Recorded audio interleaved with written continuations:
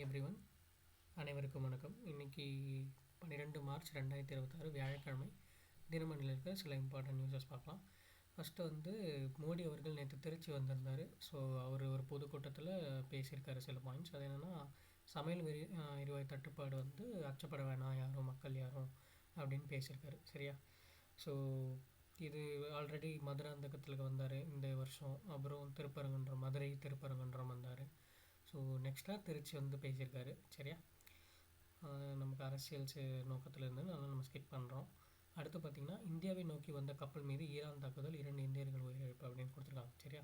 So இந்த straight of Hormuz close பண்ணிட்டாங்க இல்லையா, ஆல்ரெடி நம்ம பார்த்துருந்தோம்.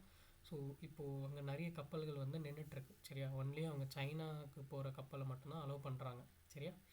இப்போது தாய்லாண்ட்லேருந்து இந்தியாவுக்கு வரதா இருந்த ஒரு கப்பல். சரியா? அந்த கப்பல் பேர் மயூரி நாரி. ஓகே, கப்பல் பேர் பார்த்துக்கோங்க, மயூரி நாரி அப்படின்ற ஒரு சரக்கு கப்பல். ஓகே, கூட்ஸ் ஏற்றிட்டு வந்த ஒரு கப்பல் அந்த ஸ்ட்ரைட் ஆஃப் ஹார்மோஸை கடக்க முயன்றிருக்கு. சரியா?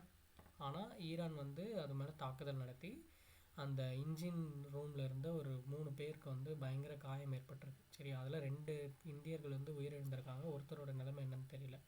ஸோ அதான் இங்கே கொடுத்துருக்காங்க, தாய்லாந்தின் மயூரி நாரி அப்படின்ற கப்பல். சரியா? ஸோ இது நம்ம இங்கே பார்க்குறோம். இதுக்கு நிறைய கண்டனங்களும் எழுந்திருக்கு இந்தியா சைட்லேருந்து. ஓகே, அடுத்து பார்த்திங்கன்னா, 13 ஆண்டுகளாக கோமாவில் இருக்கும் இளைஞரை கருணை கொலை செய்ய உச்சநீதிமன்றம் அனுமதி. ஸோ கருணை கொலை ஓகே அப்படின்னும்போது இது பார்த்திங்கன்னா, ஆர்டிக்கல் 21 இருக்கு இல்லையா, right to live and with liberty. So அந்த ஆர்டிக்கல் 21 கீழே right to die with dignity அப்படின்ற ஒரு பாயிண்ட்டும் வருது. சரியா? ஸோ சப்போஸ் இந்த மாதிரி கோமாவில் இருக்கிறவங்க, ரொம்ப நாளாக பார்த்துக்க முடியாது, அவங்களுக்கு ஒரு சிகிச்சை மேலும் முன்னேற்றம் அளிக்கலை அப்படின்னும்போது அவங்கள கருணை கொலை செய்ய மனு தாக்கல் பண்ணி அது விசாரணை நடத்தி என்னன்னு சொல்லுவாங்க. சரியா? இதுதான் இந்தியாவில் உச்சநீதிமன்ற வரலாற்றிலே முதல் முறையாக இந்த மாதிரி ஒரு தீர்ப்பு கொடுத்துருக்காங்க. அதாவது பார்த்திங்கன்னா, உத்தரப்பிரதேச மாநிலம் காஜியாபாத்தை சேர்ந்த பஞ்சாப் பல்கலைக்கழக மாணவரான ஹரிஷ் ராணா. ஓகே, ஸோ இவர் 2013 4வது மாடி, அதாவது கல்லூரியுடைய 4வது மாடியிலேருந்து விளையாடி கொண்டிருக்கும்போது கீழே விழுந்திருக்கார். சரியா? ஸோ இதில் அவருக்கு பலத்த தலையில் காயம் ஏற்பட்டு கோமாவில் போயிட்டார். ஸோ கிட்டத்தட்ட 13 வருஷம், 2013 13 வருஷமாக அவரை ட்ரீட்மெண்ட் பண்ணிகிட்ருக்காங்க. பட் எந்த இம்ப்ரூவ்மெண்ட்டும் இல்லை, அவங்களால ட்ரீட்மெண்ட்டை பண்ணவும் முடியல. சரியா? அதனால் அவங்க ஒரு ரெட் மனு மாதிரி ஒன்று தாக்கல் செஞ்சுருக்காங்க அவங்க பேரண்ட்ஸ். இதுக்கு மேலே எங்கள் பையனை இந்த கஷ்டப்படுறது எங்களால் பார்க்க முடியாதுன்னு சொல்லிட்டு அதை உச்சநீதிமன்றம் விசாரித்து ஒரு மருத்துவக்குழு, டெல்லி எய்ம்ஸில் இருக்கிற ஒரு மருத்துவக்குழு ஆய்வு செஞ்சு நல்லா கரெக்டாக பார்த்து இதை பண்ணலாமா வேணாமான்ற ஒரு ஒப்புதல் கொடுத்துருக்காங்க. அவங்க அப்ரூவ் பண்ணியிருந்தால உச்சநீதிமன்றமும் அதை விசாரித்து அப்ரூவ் பண்ணியிருக்காங்க. ஓகே, ஸோ அதான் தீர்ப்பாக கொடுத்துருக்காங்க. ஸோ நேற்று இது கொஞ்சம் ஹாட் நியூஸாக இருந்துச்சு. சரியா? இந்த தீர்ப்பை கொடுத்தவங்க யார் அப்படின்ற ஒரு மட்டும் நோட் பண்ணிக்கோங்க. அந்த நீதிபதிகள் யார் பார்த்திங்கன்னா, ஜேபி பிரதிவாலா, கேவி விஸ்வநாதன். ஓகே, இந்த பெஞ்ச், இந்த 2 ஜஸ்டிஸ் பெஞ்ச் தான் இதை கொடுத்துருக்காங்க. சரியா? ஓகே, அவங்க பேர் மட்டும் ஞாபகம், ஹரிஷ் ராணா, உத்தரப்பிரதேசம். ஓகே, சரி. அடுத்து பார்த்திங்கன்னா, மக்களவைத் தலைவருக்கு எதிரான எதிர்க்கட்சிகள் தீர்மானம் தோல்வி அப்படின்னு கொடுத்துருக்காங்க. ஸோ நம்ம ஆல்ரெடி பார்த்துருந்தோம், ஓம் பிர்லா அவர்கள் எதிர்க்காக ஒரு தீர்மானம் கொண்டு வந்தாங்கன்னு சொல்லிட்டு. அந்த தீர்மானம் கண்டிப்பாக தோல்வி அடைப்போது நம்ம பார்த்துட்டு இருந்தோம். அதே மாதிரி தான் தோல்வி அடைஞ்சிருக்கு. ஏன்னா அவங்களுக்கு மெஜாரிட்டி இல்லை. சரியா? ஸோ இது 4வது மக்களவை தலைவர் இல்லையா, ஆல்ரெடி ஒரு 3 பேர் நம்ம பார்த்துருந்தோம். அவங்கள தாண்டி இப்போ 4வது இவர் மேலே இது பண்ண இதுவும் தோல்வி அடைஞ்சிருக்கு. ஓகே, சரி. அடுத்து அப்படியே வந்தோம்னா, நேற்று சென்னையில் ஃபுல்லாக இந்த சமையல் எரிவாயுக்காக பயங்கர ஒரு இதுவாக இருந்துச்சு, நிறைய கூட்டமாக இருந்துச்சு. நிறைய பேர் பெட்ரோல் பங்க்லலாம் போயிட்டு கேஸ் ஃபில்லப் பண்ணுறதுக்கு நின்றுட்டு இருந்தாங்க. ஓகே, அதுதான் இங்கே பார்க்குறோம். அடுத்து வந்தோன்னா, நம்ம தமிழக அரசாங்கம் என்ன சொல்லியிருக்காங்கன்னா, வீட்டு உபயோக சமையல் எரிவாயு 25 நாட்களுக்கு இருப்பு இருக்குது அப்படின்னு சொல்லியிருக்காங்க. ஓகே, இங்கே பார்க்குறோம். அடுத்த ஆர்டிக்கலில் சேம் மத்திய கிழக்கில் இருக்கிற போர் பதற்றத்தை தான் கொடுத்துருக்காங்க. ஓகே, நம்ம அதை ஸ்கிப் பண்ணி எடிட்டோரியலில் பார்த்தீங்கன்னா குப்பை மேலாண்மை பற்றி கொடுத்துருக்காங்க. நீங்கள் மெயின்ஸ் ப்ரிப்பேர் பண்ணுறதா இருந்தால் இதை நல்லா படித்து பாருங்கள். ஏன்னா சம்டைம்ஸ் மெயின்ஸில் இந்த மாதிரி கொஷின்ஸ் இருக்கும், மெஷர்ஸ் என்னென்ன மெஷர்ஸ்லாம் எடுத்திருக்காங்க அப்படின்னு சொல்லிட்டு கேட்பாங்க. ஓகே, சரி. அடுத்து பார்த்தீங்கன்னா, தமிழகத்திலிருந்து தேர்வாகும் குடிமைப் பணி அதிகாரிகள் அதிகரிப்பு அப்படின்னு நம்மளுடைய முதல்வர் அவர்கள் குறிப்பிட்டிருக்காங்க. ஸோ இப்போ ரீசெண்டாக யூபிஎஸ்சி ரிசல்ட்ஸ் வந்துச்சு. அதில் நம்ம தமிழ்நாட்டில் இருந்து ஒரு 60 பேர் வந்து தேர்வு செய்யப்பட்டிருக்காங்க. ஓகே, ஃபைனல் இன்டர்வியூ எல்லாம் முடிச்சு, ப்ரிலிம்ஸு, மெயின்ஸு, ஃபைனல் இன்டர்வியூ, சரியா?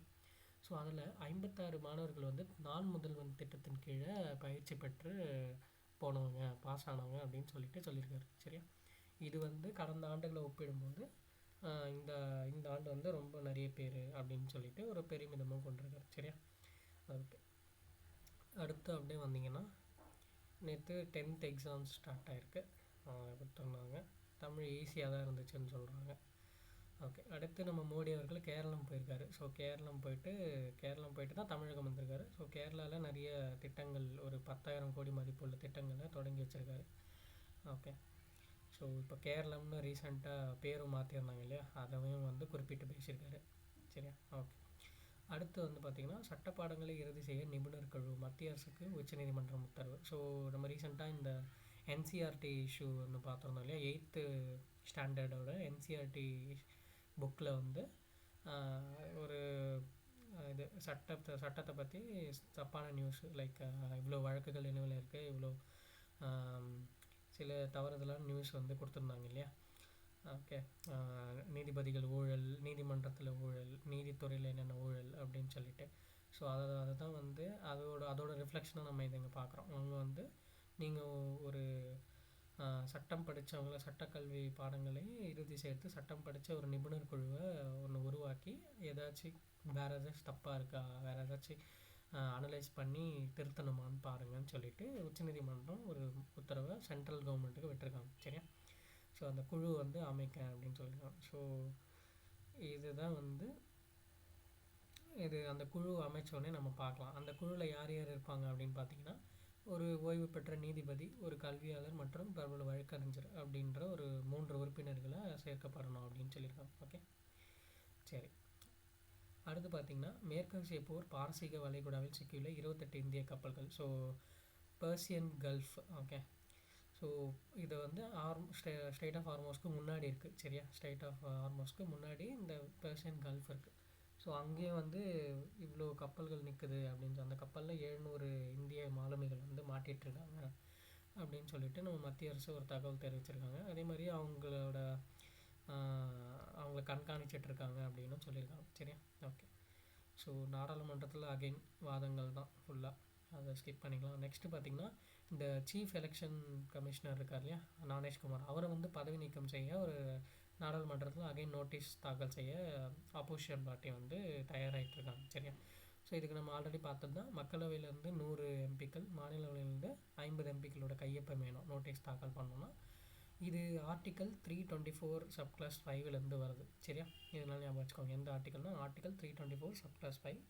அதில் தான் வந்து சீஃப் எலெக்ஷன் கமிஷனர் நம்ம ரிமூவ் பண்ணலாம் அப்படின்ற ஒரு லைன் வந்து கொடுத்துருக்காங்க. ஓகே, அப்படின்ற ஒரு பார்ட் இருக்குது. ஸோ இப்போது இந்தி கூட்டணி வந்து தயாராகிட்ருக்காங்க. இது இன்றைக்கி இல்லை நாளைக்கு இது தயாராகும்னு சொல்லியிருக்காங்க, சரியா? ஓகே, ஸோ அடுத்து வந்தோன்னா ஐபிஎல்லோட ஸ்கெடியூல் வந்திருக்கு. ஓகே, கடைசியாக பார்த்தீங்கன்னா ஒரு இம்பார்ட்டண்ட்டான ஒரு நியூஸ் இருந்தது. என்னென்னா வந்து புற்றுநோய் தரவுகள் பிரத்யேக இணையதளம் தொடக்கம் அப்படின்னு கொடுத்துருக்காங்க. ஸோ தமிழகத்தில் பதிவாகும் புற்றுநோயை பதிவுகளை என்ட்ரி பண்ணி ஒரு சேஃபாக டேட்டா வச்சுக்க ஒரு பிரத்யேக ஒரு இணையதளம் ஒன்று, ஓகே, வெப் போர்ட்டல் ஒன்று ஓப்பன் பண்ணியிருக்காங்க. அது பேர் பார்த்தீங்கன்னா TNCREST. ஓகே, TNCREST அப்படின்னு சொல்லியிருக்காங்க. ஓகே, ஒரு அப்ரிவேஷன் நம்ம பார்க்கலாம் என்னென்னு நாளைக்கு. பட் இப்போதைக்கு இதோட இது மட்டும் பார்த்துக்கணும். மேபி கேன்சர் இதுவாக இருக்கும்னு நினைக்கிறேன். நான் பார்த்து சொல்கிறேன் என்னென்னு, சரியா? ஓகே, அவ்வளோதான் இன்றைக்கி இருந்த முக்கியமான செய்திகள். மீண்டும் நம்ம நாளைக்கு சந்திக்கலாம். தேங்க்யூ.